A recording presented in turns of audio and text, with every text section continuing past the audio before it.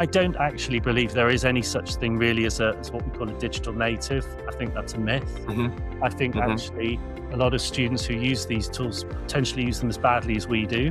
But if you give them enough structure and enough of a kind of a clear remit, you are going to use AI to do this, this, and this. How you get there, what you get at the end, let's just wait and see. But ultimately, you needed to research, you needed to plan, you needed to kind of brainstorm. That actually then, by watching what the students did, I think we learned an awful lot from them. We probably were one of the first schools to adopt these tools. I mean, literally, it was a Friday.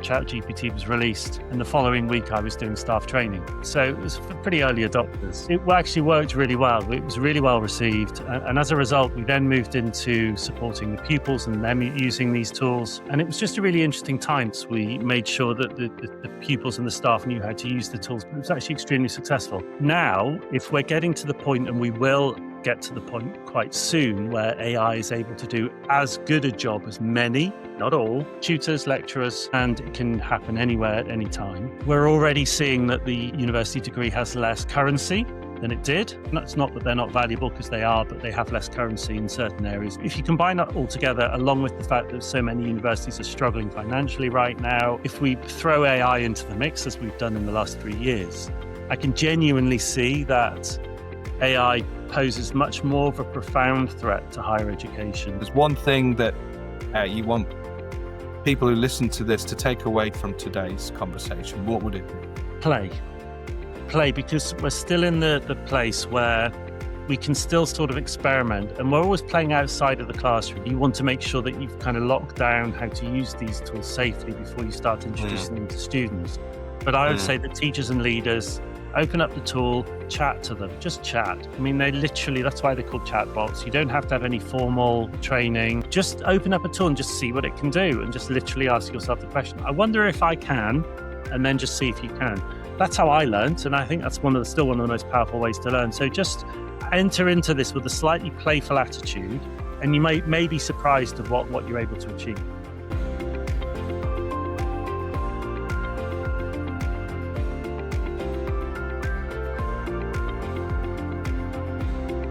Welcome to another episode of The Future of Learning, where we explore how organizations are navigating the tension between technological acceleration and human capability development.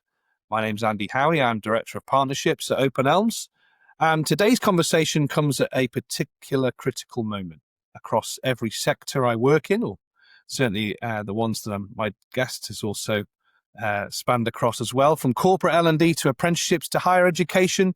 There's a persistent question that nobody seems to be able to answer satisfactorily. How do we actually adopt AI in ways that enhance rather than undermine learning? Now, my guest today has a perspective that's genuinely unusual. Darren Coxson has spent over 25 years in education, holding virtually every leadership role possible, from head of department through to chief operating officer of an international education group. That means he's not theorizing about school transformation from the outside. He understands the operational realities, the budget pressures, the governance complexities, and the daily chaos that school leaders navigate. Now, what makes Darren's work particularly relevant, even if you're not in education, is that he's now focused entirely on helping schools do what most organizations are struggling with: building safe, ethical, and actually useful approaches to AI adoption. Through Kompass Education and Coxon AI, he's working with schools across the UK and internationally to move beyond the hype and build governance frameworks, training programs, and implementation strategies that work in the real world. So, today we're exploring some uncomfortable questions. Is AI genuinely reducing teacher workload? Are we just adding another layer of complexity? What does ethical AI adoption actually look like when you're dealing with children's data? How do you balance innovation with a risk in an environment where getting it wrong has real consequences? And perhaps most importantly, what can organizations outside education learn from how schools are approaching this challenge? So Darren has delivered keynotes at events like GESS Dubai, worked with organizations including HMC, Kompass, BSME, and has been featured in education publications discussing AA's role in schools. But more than that, he's in the trenches working directly with school leaders who are trying to navigate this transformation whilst keeping everything else Running. Whew. Darren, Yes. welcome to the Future of Learning. Is that a fair introduction? Yeah, I'm exhausted just listening to that. Actually, I'm Ah, surprised I ever goodness me, I'm get a finishing it up moment now. We're done. ministry. That's it. Thanks for your time, Darren. No problem. No, so but yeah, I mean, a lot to get through there, and I mean, obviously we'll scale them out as much as possible with all the things that we've threaded in there. So let's just start with your journey, Darren. Over 25 years, you've held virtually every role in education: Mm-hmm. teacher, head of department, principal, director of education, on and on. What led you to transition entirely then into AI advisory work? Yeah, it's a good question. Well, thanks for having me. It's lovely to be here.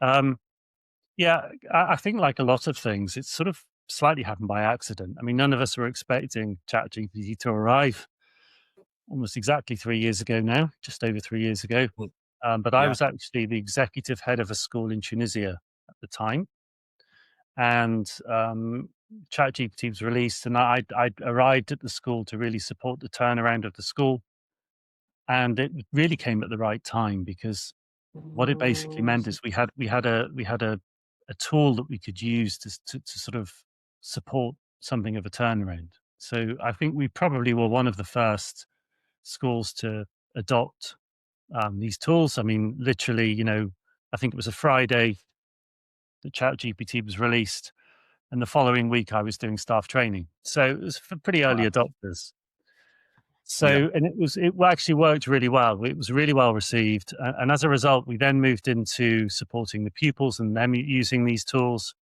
And we collapsed the curriculum and we did what we called an AI week, where we basically had all of the students using AI, was mainly ChatGPT at the time. But there were one or two others. Bard, I think, had been released by then, so we had the Google tool as well. And I think there was maybe one other. I can't really remember. I think there were two or three AI tools that we were getting the students to use and the staff to use. And it was just a really interesting time because, well, first of all, there wasn't as much regulation. Would I do now what I did then? Probably not, because actually it was very early days for AI in terms of regulation. But we entered into it well. We did lots of risk assessments. We made sure that the pupils and the staff knew how to use the tools, but it was actually extremely successful. So I then left that school that summer because it was just basically a 1 year secondment to help turn the school around. And then came back to the UK and decided actually that I recognized that AI had the potential to be profoundly disruptive, potentially in a very positive way, and that it could potentially sort of move us on in our thinking about education and how we approach our education system more broadly, but also potentially profoundly disruptive in a negative way if we hit it wrong and if we just carried on doing what we've been doing for the last sort of 200 or 300 years, or probably potentially 5,000 years if you go back all the way to the Mesopotamians. We're not actually doing much differently from how those guys did it back then. So I kind of recognized that we had the opportunity with AI to do something quite interesting. I was writing a lot about it. I was getting a lot of interest in my writing. A lot of I was kind of lots of people were starting to follow me on LinkedIn and listen to what I was saying. And so I thought, well, you know what? Let's take a bit of a risk. So we moved back to the UK just over 2.5 years ago now. And yeah, that's what I've been doing ever since. I've been just working with schools all over the world, really, just helping them understand how to use these tools safely and in ways that add value.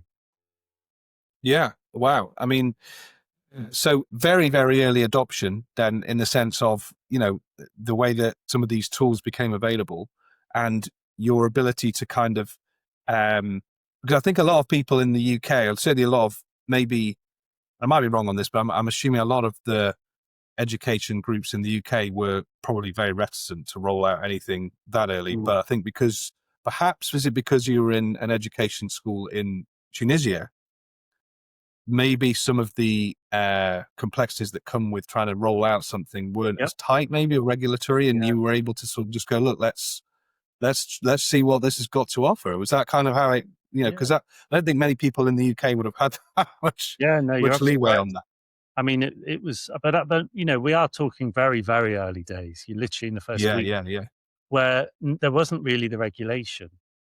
Now it is a lot more controlled, which is absolutely the right thing. I mean, particularly as these tools have become very powerful. And if you remember, think back to ChatGPT as it was, you couldn't do much with it. I mean, you couldn't even upload files to it. The very, very early Yeah. 3.5 version of ChatGPT was just a very, very basic chatbot interface that was very limited as to what you were actually able to do with it.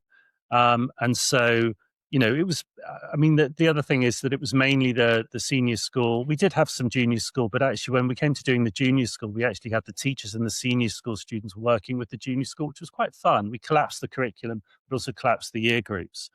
So we were definitely using it in a way in which, even looking back, there were definitely um, measures taken place, but based on where we are now, absolutely. I mean, it was North Africa. There's no GDPR in the way that we would have it here. And so I think we could take those, maybe not risks, but we could certainly explore the tools more than maybe we probably could now. So, it had its advantages, and certainly meant that we were able to adopt it very quickly, because actually we were able to, lots of pupils were able to use these tools, and actually they became very skillful very, very quickly using them. So, some of the obviously conversations we've been having, and there's been a lot of varied, is that people have adopted technology and AI specifically. One of the things that's come out from some of the L&D leaders that I've spoken to is that, it was so important to them, not just previously, but now, that it's using tools like ChatGPT and other ones like that. Part of the journey is obviously the ability that you've got to get it wrong. In order to get it right, you've got to get it wrong. Yeah. And so in those early days, did you feel as though like that was a really good breeding ground for the ability to actually go, hang on, what is this tool going to do? And actually, because a lot of people, I might use it like a Google search, right? And they'll go, well, it's not coming back with the results that I usually expect. It's really, so is that where you kind of started to sort of go, right, well, let's try this, let's test that, let's look at this prompting and see how we can maximize the returns on what we're putting in? Is Yeah. that fair? I mean, to some extent, yes. I mean, I think we were all so new to it that none of us really knew what we were doing. How could we? It was brand new. I think I was maybe 1 or 2 days ahead of the rest of the staff when it came to actual training. But I think we learned most from the students, definitely. So, we had our senior school students um, basically running with passion projects. So during the collapsed curriculum week, we got them exploring their own passions using AI tools. And that was really interesting, because they were leaning into things that they genuinely found interesting, and they were using AI to explore those things. So, one example is we had an AI music generator, and we had a group of students who had created a rap song to teach people about the pollution on the local beaches. So it was like a warning song, and they did it in rap style. So they got AI to write the music, and they wrote the lyrics, but Okay. AI was the beat at the back, and those sorts of things. So, and we had all sorts of kind of interesting inventions. All sorts of kind of just really interesting ways in which the students were able to explore these things that interested them, and that they cared about. And we watched, and I think we learned a lot just through the teachers working with groups of students, and then watching how they use the tools. Because, I mean, I don't actually believe there is any such thing really as what we call a digital native. I think that's a myth. Hmm. I think Hmm. actually a lot of students who use these tools potentially use them as badly as we do. But if you give them Hmm. enough structure and enough of a kind of a clear remit, you are going to use AI to do this, this, and this. How you get there, what you get at the end, let's just wait and see. But ultimately, you need it to research, you need it to plan, you need it to kind of brainstorm. That actually, then, by watching what the students did, I think we learned an awful lot from them. Yeah, excellent. So over the last, obviously, it's been a few years since that early adoption, and you've been, doing a lot of other things since then. And the advancements now are obviously not quite chalk and cheese from the early days of ChatGPT, but certainly the advancements are profound. Has there been a specific moment over the last few years where you were like, okay, wow, this is fundamentally going to change education? Yeah, I mean, I still don't look to anything that we currently have Hmm. and think this is the tool that will change education. And I think Hmm. anyone who says that, it's hype. I Yeah, think I agree. there are lots of tools that can be very useful. I mean, if I look at a tool like Google's Notebook LM, is a really good example. It's just a really useful tool. When I show that to people and they use it, they're like, "Yeah, do you know what? I can see how I can use this for X or Y. You know, I can do some curriculum planning or policy creation, or I can create some useful infographics or a podcast or whatever." So I think there's definitely tools that at least are moving the conversation on. Is there a tool yet that will change education? No. Will there be? Possibly not. I think it will be a lot more to do with the tools creating a different mindset in the users of them, and that Yeah. mindset changing education as opposed to the tools themselves. Which is like, I think it's something we probably ascribe to as well, at Morris Darren, which is like, let's say the internet fundamentally changed the world in terms of how we communicate, how we gather knowledge, how we assimilate knowledge, all of that stuff. But I suppose in some ways, would you say that your AI might be similar to that in the sense of it's not going to be one thing with an AI that changes it, but actually because of the way that it is, there's going to be lots of things that you can draw on using it, like the internet, where you can then fundamentally build blocks to then change how certain things are done, not just one thing, but multiple things using the tools.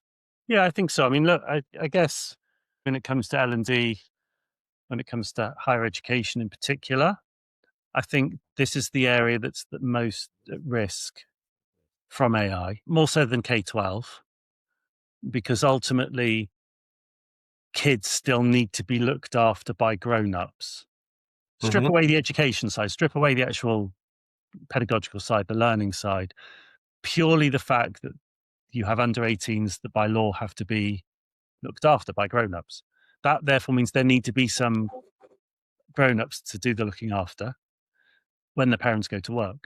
If it gets to the point where more and more people work from home and therefore home education, hybrid education, which we're hearing about a lot, becomes more normalized and affordable, then I think maybe there will be a shift in K-12. But I think certainly for the foreseeable future, children still need to be looked after by grown-ups. That's not the case in HE. So in HE, once their kids reach 18, become young people, young adults, then they don't need to be looked after. So therefore, what's the purpose of higher education? Well, it's to educate, to teach, to prepare for better paid jobs, ultimately. I mean, we can look back at the, back in the day, the old, originally the university was actually for a lot more than that. But certainly since sort of the 19th century, it's definitely in the 20th century, higher education is to prepare, the upper echelons in society, the managers of society.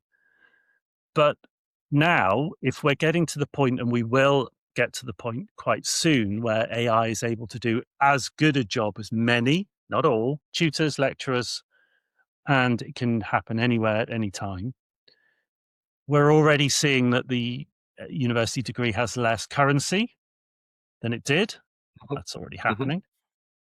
And we see the evidence, not just anecdotal, there's a genuine evidence that university degrees have less currency. It's not that they're not valuable, because they are, but they have less currency in certain areas and certain subjects. If you combine that all together, along with the fact that so many universities are struggling financially right now, and we would expect to potentially see closures of some universities in the next few years and something of a market correction, then all of that seems to add up to an HE landscape which is actually really profoundly under threat.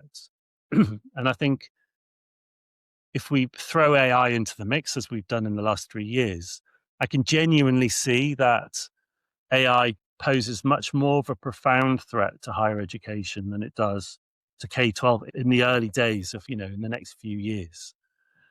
So that's why I genuinely think that HE needs to, and the other thing is, I think HE are way behind the curve. Way behind the curve. I mean, I've worked with, literally, you can count on the fingers of one hand the number of universities that I've worked with. And I'm in there with them, and I'm talking to them, but very few of them are kind of, doing much about it, compared to the schools that I'm working with, obviously, which is a much higher number. Actually, it should be the universities that are taking it more seriously. But I do sometimes feel a bit of I don't know quite what it is, why they're not. Maybe it's a bit of fear, maybe it's a bit of ignorance, maybe it's a bit of sort of, I don't know, potentially not really necessarily institutional arrogance, or there may be a little bit of that. But I think that's very dangerous, because I can see that what will change, just going back to my original point, what will change is that university students will look at their course and they'll look at the cost, they'll look at the £9,000 or £10,000 a year they're paying, and they'll say, or I could go into an apprenticeship, I could do on the Mm-hmm. job training. Mm-hmm. And actually, these tools are getting better and better, and I'll be able to have my own AI tutor. And that's something I think will happen in the next few years. We'll genuinely have AI tools that will work as really powerful tutors. And if that's the case, if I've got an AI tutor and I've got my course that's online and I can go to work and I can earn a salary and I can still have a good education, or I go and end up 48 or £50,000 in debt, which is the average university debt right now, I think we're going to see more and more students who choose the former rather than the latter. And that's where it will be really disruptive. And of course, then what will happen is, as the university degree loses currency, there'll be what I call kind of, I suppose you call trickle down academics rather than trickle down economics, that you'll actually have the A levels and the IB being impacted, because students will be like, why am I doing, I'm going to go off and do an apprenticeship age 16. I don't need my A levels, so I'm not going to university. And that will then impact GCSEs and blah, blah, blah. So I think what I can probably see is AI is not going to be the contributing factor, but it could potentially be one of the straws that breaks the whole HE camel's back. Mm-hmm. Yeah, I can certainly envisage a future that you've just mapped out there. I mean, certainly with apprenticeships, for a long time, before, in my previous life, I did a lot of work in apprenticeships. Certainly when you're mapping apprenticeships to did stuff at sort of British Airways or Sky Television or places like this, where you were mapping curriculums into like these workforces and the flow of how a job would go and the skills that you would learn. So much more powerful when you're on the ground doing that stuff and learning than being at a university, going into debt. And if I'm honest, what was happening when I went to sort of map curriculums from the university into the sort of apprenticeship stuff was that their stuff was out of date. Yeah, like exactly. The stuff on the ground is happening now, and they're continually looking to develop and continually looking to try and revolutionize the ways that they do things. But I'm not saying this for every university, and I certainly don't want this to be anti-university, because I think there's always going to be a place for those courses. But I think there is a danger sometimes that universities are slightly out of the loop, and in some cases up to 5 years behind when they're teaching something which you go, that's not going to work.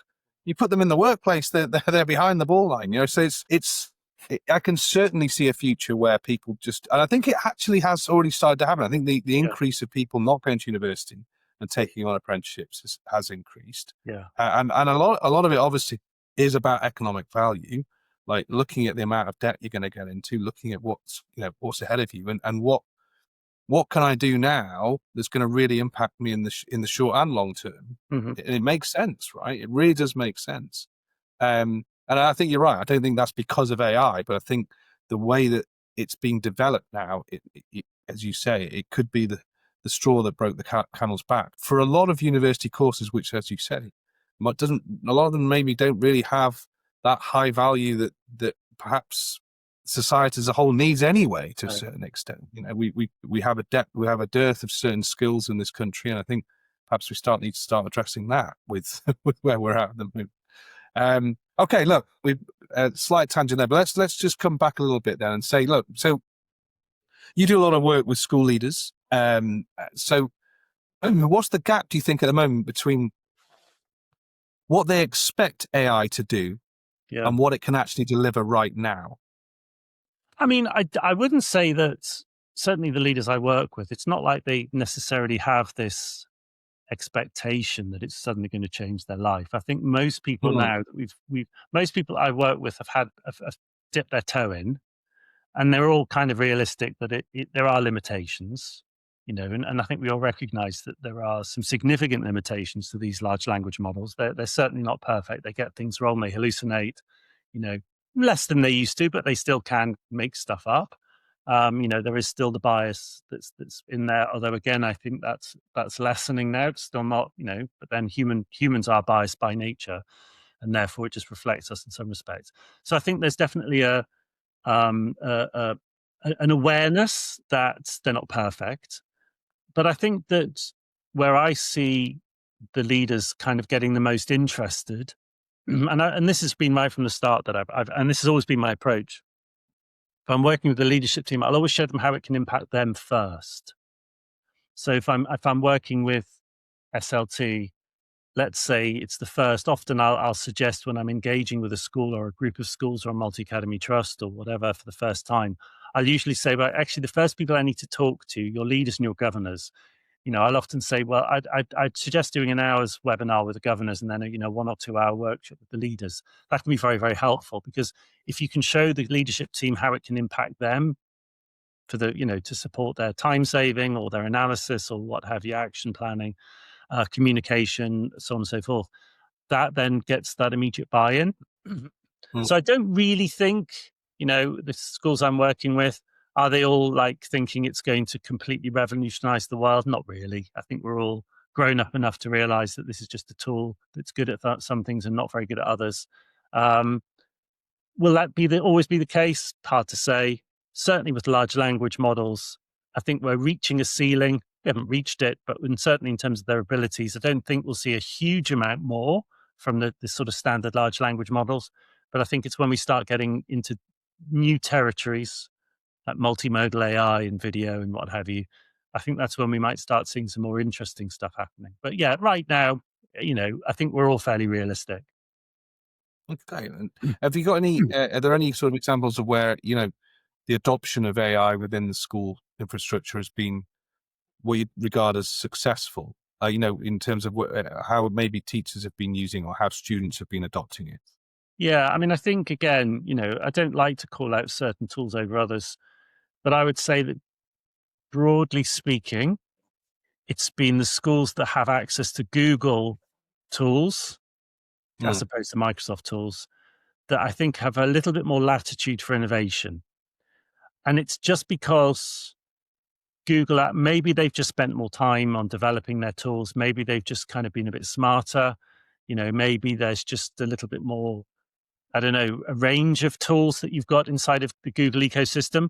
But I think that it's generally more the case that schools who can safely use Notebook LM, so safely use Google Gemini, that actually are seeing a little bit more innovation. So, a really good example would be a tool like Google's Notebook LM, where, I've seen some really interesting uses of it in the classroom, not just as a tool for planning and resourcing, but as an interesting tool in the classroom, where I saw a teacher last term, actually. They had essentially trained one of these notebooks to be what he called the digital consciousness of a particular philosopher. And he actually got the students to write questions to ask this AI kind of representation. It wasn't, he didn't say it was the digital version of the philosopher, it's just like a digital consciousness. Sure. Because sure. I quite like that distinction, because I'm not keen on the whole character bot thing. I think it's not very helpful. I actually think it could be potentially quite dangerous. You have Anne Frank. I agree. I 100% agree. Holocaust denying Anne Frank's not a great look. Yeah, but if you're just capturing the essence of a philosopher's thinking, and you're then using that with students to get them to write questions to ask this, that was really interesting. And actually, even the teachers themselves felt like there was a bit of an unlock even for him inside the lesson. The other way I've seen it being used is a therapy team with because I do a fair bit of work with SEN, and what they'd done is they'd taken a student profile and they'd uploaded it to a notebook, and then they'd enabled the podcast feature, the live podcasting feature, where you talk to the AI model, and they were having a 3-way conversation, like a supervision, on the student. So they were asking questions of Notebook LM, and it was answering them about this particular student. Again, this was could all be done securely, because both of those schools have Google Workspace for Education. So they were able to do it. So no, I'm definitely seeing some innovation, but it tends to be with the schools that have access to the AI that they can point inside the classroom, rather than just keep outside of the classroom, which is what most of us are just keeping AI outside the classroom. Okay. So just just to explore that a little bit more, like, I mean, again, this might not be the right question to ask, but I'll try and frame it. So if we're talking about AI governance and ethical deployment, if a head teacher asks you, what does safe AI adoption actually look like? Yeah. What could you tell them? Well, I think first and foremost, the tools themselves are suitable for whoever's using them. So, if you have Microsoft Copilot, well, it's 13 plus. So, because it's a 13 plus tool. If you have Google, you can use that with younger students, but you still need to make sure you have the safeguards in place. You need to make sure that you're able to monitor what the pupils are doing. It might not be that you're able to look at every single conversation, but if they say or do anything concerning inside of a chatbot tool, then some sort of alert needs to be sent to the teacher or the supervisor. I mean, that's been encoded since January of this year inside of product safety expectations, so the DFE's guidance about the use of AI products. So first of all, yeah, the data security, make sure that it's data secure, make sure that you've got your data protection impact assessment in place, your data protection agreement with the provider, all of that basic stuff, the basic GDPR stuff has to be in place. And then it really comes down to how it's used, the way in which you prompt, the way in which you monitor the output, your understanding that you need to have the human in the loop, you need to check your awareness of things like hallucinations and bias. And that really comes down to mindful use of the tools. So how do you use these tools in a mindful way where you're aware that you are talking to what is essentially an incredibly advanced form of prediction model. It is an extraordinarily advanced next token or next pixel prediction model. And you are not talking to an entity that it has intelligence in the way that we have intelligence. And I think, and it's always a danger that you fall into the trap of anthropomorphizing AI and seeing it as being somehow, somebody that you can chat to, because it isn't. I mean, it's just a very, very sophisticated form of next token prediction. It's becoming increasingly human-like in the way it seems to be able to reason and, talk to you in increasingly human ways. But ultimately, it is not human. It's not a human intelligence. So I think, again, both for teachers and students, it's really important that you approach that sort of conversation and that people are aware that they're using this as a tool, and this is a tool that isn't perfect. And then if you approach it like that with a degree of common sense, I think you're much more likely to be able to use it safely and sensibly. Yeah. Okay. Very good. One thing I've noticed, I suppose, with sometimes within the L&D corporate space, not always, but sometimes, that people confuse compliance with ethics. And so they tick boxes, but they don't ask whether they should be doing something in the first place. Now, do you see that in the school systems that you work with as well, or is that not right? No, I don't think so. I would say that a lot of schools actually it almost goes in the other direction, where they're so scared of doing anything which is deemed even vaguely, concerning anything which is maybe ethically grey, that actually stops them from using these tools at all.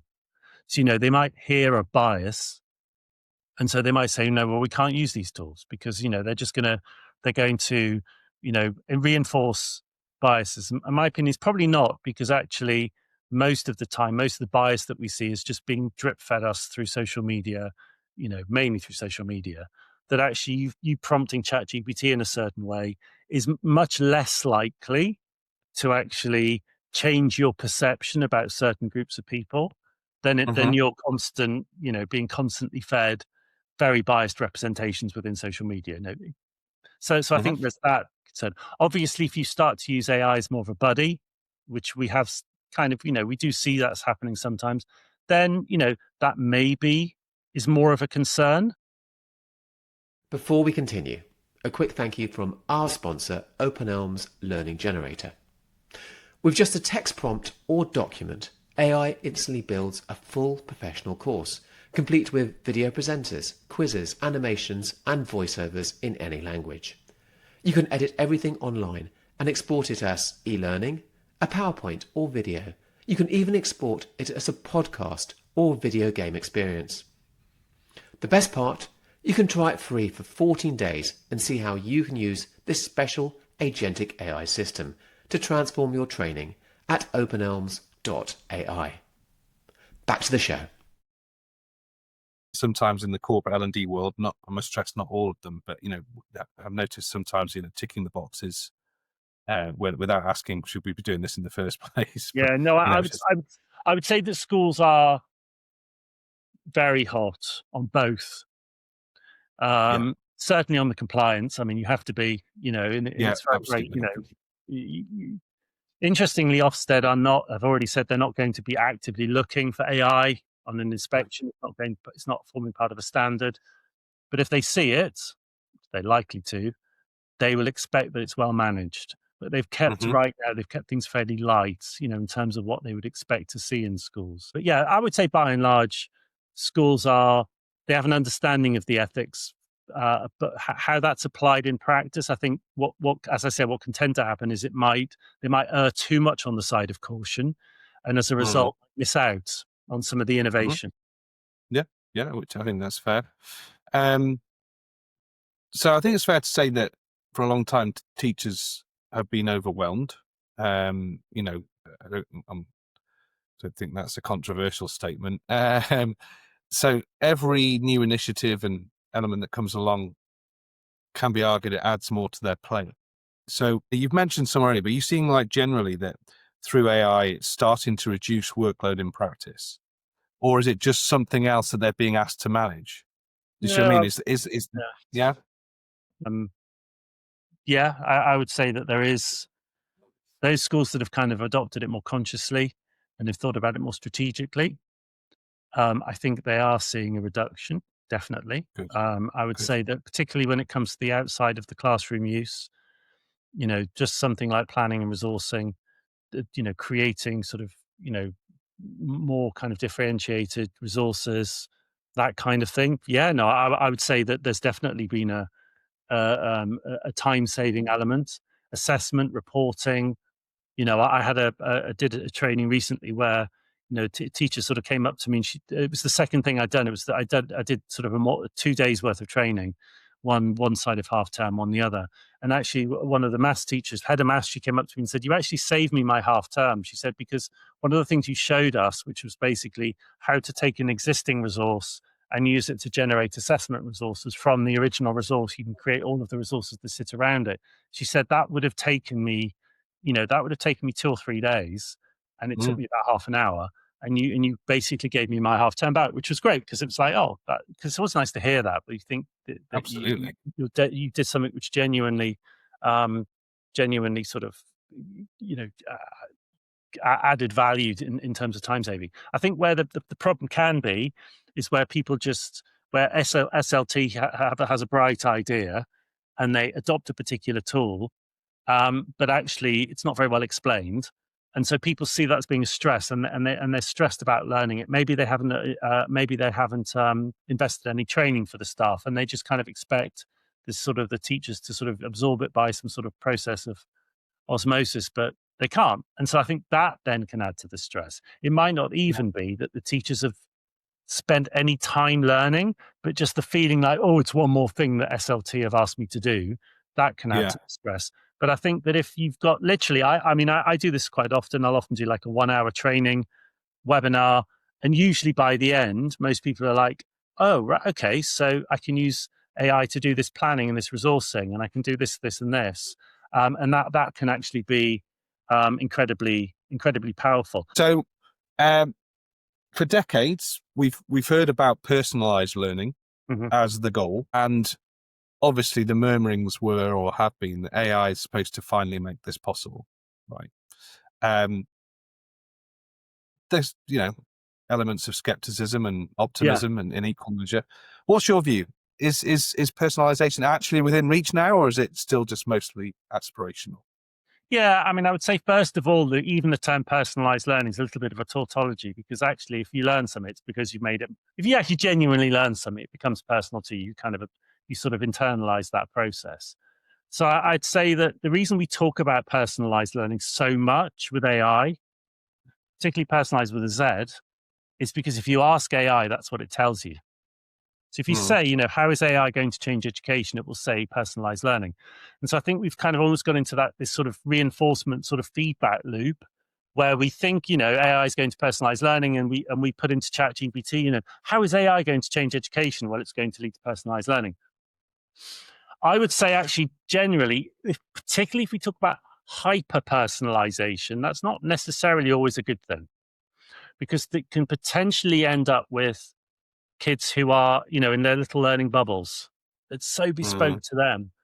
We know, we know that learning can come through, dealing with messy processes, working together, solving problems, doing stuff that means something to us. That tends to be where we learn best. And we do this now, as adults. I've learned how to use AI to code. And now half of my job is actually working with schools on developing solutions for them. Not even a year ago, but I've worked out through trial and error, through making loads of mistakes, how to actually use these coding tools to actually code full stack, applications to quite a high degree. I only did that because I'm interested in it. If I'd had to do the course in this because I had to get my, my certificate at the end, I probably would have got halfway through and given up. It's just my personality. Yeah. Like I've done with so many things, if I feel like I should do it and then I start it and then I just find it boring and I give up. It's the same with students. So I think this whole idea of personalized learning always feels to me a bit buzzwordy, whereas actually what we want is we want personal. We want learning that's personal to us. We want learning that means something to us. We want to be involved in stuff which we care about, that we recognize is of value in the world. That then I think we're much more likely to learn. We've got a generation of kids now who are coming up through the ranks who are so socially aware and they're so morally aware and they're actually really decent. If I look at the kids that we've got now, the young people that we've got in the world now, by and large, they're a really impressive bunch. I mean, they are morally aware. They've got a social conscience. They're, for me, a lot more switched on than when we were kids. Oh my goodness me! I mean, our worldview was so narrow. So they've got this global understanding and the stress that comes with it. By the way, because it's not always a good thing. The more we widen our perspective on the world, the more potentially we see the good and the bad. And actually, that can cause a lot of anxiety, which we're also seeing in young people. Absolutely. But I think a lot of the anxiety that we see in the world now, particularly in young people, comes with them having their eyes opened and being able to do nothing about it. Having their eyes opened and needing to sit and write out a worksheet, and having their eyes opened and having to do, some exam that they basically perceive as being fairly worthless. So I think if we just kind of forget about the whole notion of personalized learning and focus more on about how we make learning personal and how we make learning kind of part of their journey of discovering who they are and their place in the world, then I think we can actually use AI in very powerful ways. But if we just use the whole, AI can kind of personalize your learning journey, most kids would be like, I don't care. Really? Okay, fine. You're basically going to give me an AI tool that will give me exactly the same results if I listen to you as the teacher. But ultimately, the result that it's giving me is a bit pointless and a bit of a waste of time.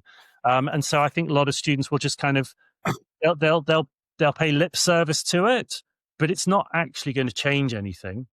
And what will then happen? I don't disagree. I think certainly don't disagree. Obviously, if you're apathetic to a subject, it doesn't really matter how you get to the end of it. It's like, well, it's not changed my attitude to the subject matter. I either like what I'm learning or I don't like what I'm learning. If I don't like what I'm learning, I don't really care how I get there. So I think is your point then that really forget about personalized learning in the sense of that it's the definition probably needs to be tightened up in terms of what we mean by that. But I mean, ultimately, would you more ascribe to the fact that when a young person finds what it is or the subjects that they care most about, that there are a variety of ways for them to gain knowledge and gain skills through that journey and have it as accessible methods to them rather than just personalized for the sake of being personalized? Yeah, exactly right. It's about the journey. and where the journey's leading. It's like, now we've got these tools that can take us in lots of different directions towards the same endpoint. Then all we have to go in the same. I liken it to the difference between an AA map of the road in Google Maps. AA map of the road, you had the route that you went on. You didn't know what was ahead. You just had a line on a piece of paper and you followed it and you hit a traffic jam. Now with Google Maps, it will live update, and so it might take you on a detour to get you to your destination in an optimal way. And I kind of see that AI can kind of give us that bespoke journey to get us to the point. But what's most important is the end point. That the journey's slightly less important. It's what that journey is going to enable me to be able to do at the end, which I think is actually more important to these kids. They're like, I need to be able to give value to the world. I need to be of service. I need to, a lot of kids are not like that. They'll be like, I want to make millions being a TikTok influencer.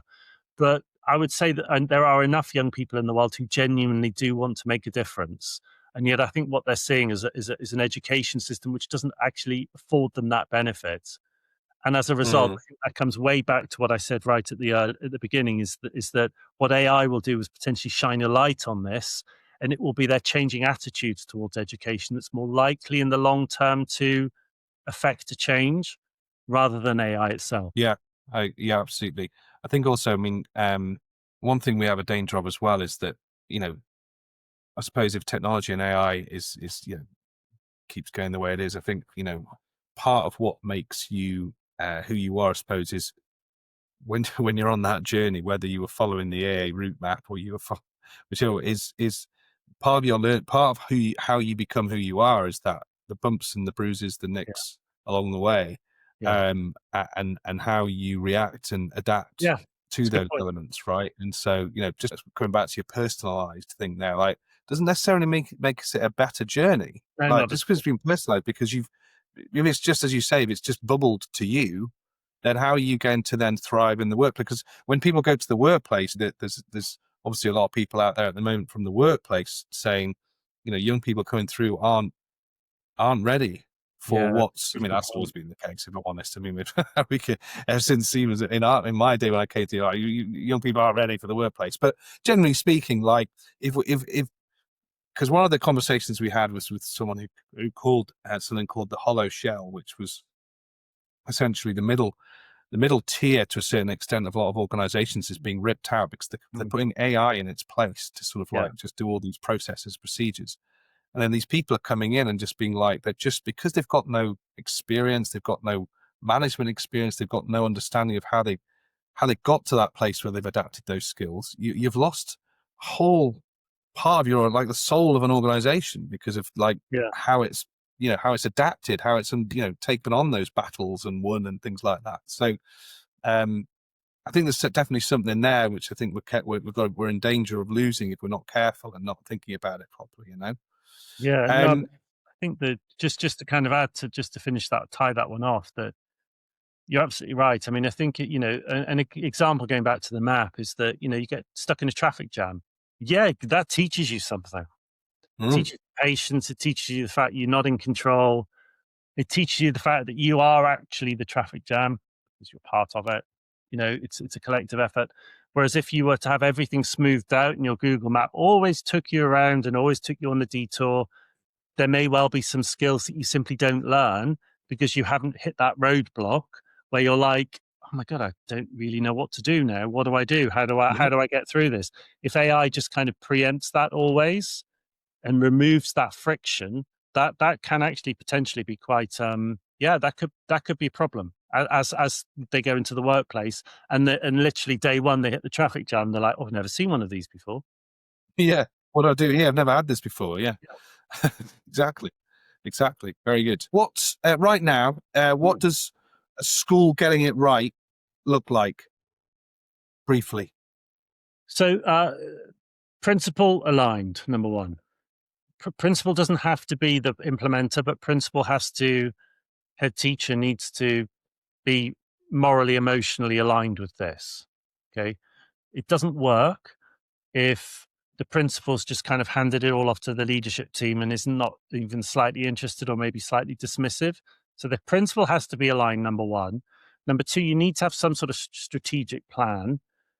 And all a strategy really is, this is what we believe AI is able to enable us to do. This is what we will allow it to do, and this is what we won't allow it to do, So it might be, for example, as part of our strategic plan, we're looking at how AI can support reducing the reporting workload, but we're not going to allow it to fully write all of the reports. We're going to use it for a certain part of the reporting process, or it might be for assessment. We're going to allow AI to do formative assessment, not summative assessment, that kind of thing. So I think you need to have a kind of a consensus, and that can very much be the leadership team who kind of establish that consensus. I think you need to get voices coming from the whole school, making sure you're listening to everybody, because I think when you get the students involved, that can be incredibly powerful. You need to have an AI policy. So again, that's like, how do you encode what you are and aren't allowing people to do? And then I think once you've got all of that lined up, I think the most powerful uses I'm seeing is where you're giving a small group of staff and potentially students like a little projects, like working parties, where they might be using AI to support a little collapsed curriculum period, like a 3-day project week or something, or it might be to using AI to support support homework, that type of thing, where actually it's not a working party to talk about how is AI going to impact our school. What does that mean? It's very vague. It's how can we use AI to support to support parents at home, so that parents can feel empowered to support their children in homework tasks, that kind of thing. So I think that combination from the principal down to small groups, and if you get that right, then actually you can make some really rapid progress. Very good. Very good. Okay. So what's one emerging trend or capability that you think school leaders should be paying attention to right now? Yeah, good question. I would say that emerging, very early days emerging, it's world models. So if you look at Genie 3, so Google's Genie 3 model, I think we will see in the next couple of years that being very disruptive, in potentially in a very powerful way, but also potentially in a very, very negative way. I mean, the ability to create worlds on the fly, literally, to render worlds in real time, and for the worlds that you've entered to persist, just still melts my brain.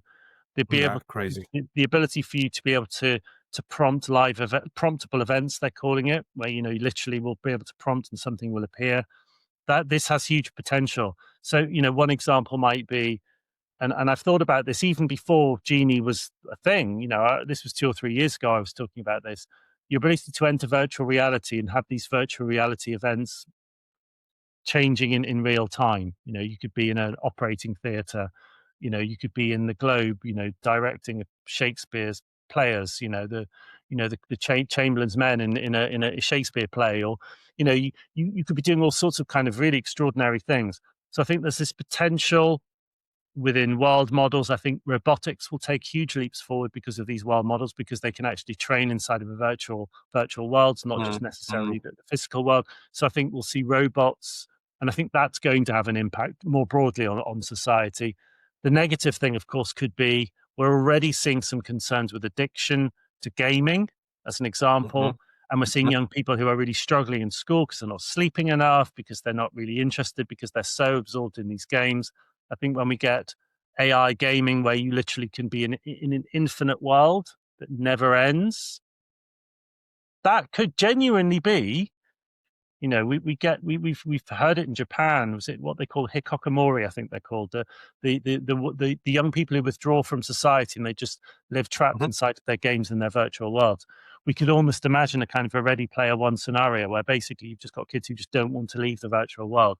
So I think there are some extraordinary potentials within world models, but also some really big potential downsides. So I do think that schools need to at least be aware that these things are happening in the background.